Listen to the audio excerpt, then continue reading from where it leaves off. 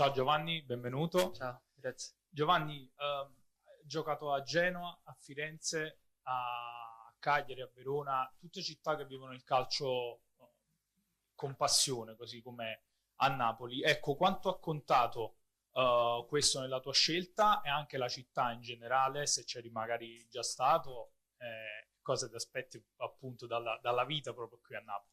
Sì, io ho scelto il Napoli perché per me è una piazza dove so che posso fare un grande salto di qualità.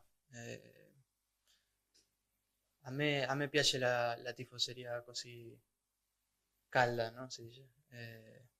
Io ho scelto proprio perché ogni volta che venivo in questo stadio c'era sempre questa paura di che c'era la gente che ti mangiava e quindi eh, vorrei pensare che ovviamente avendo la maglia del Napoli loro pensano, la squadra contraria pensano lo stesso, quindi eh, è è un grande volere il mio il venire qua. Sia la tifoseria, sia la città, il mare, io amo il mare.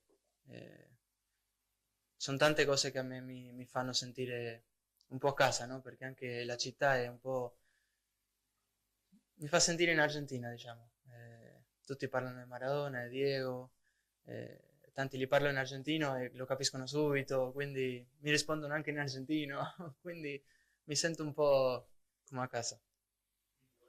Ora devi solo imparare il napoletano, E quindi. adesso devo imparare il napoletano. Non sarà facile, però, perché ancora non lo capisco, però sì, ci proverò.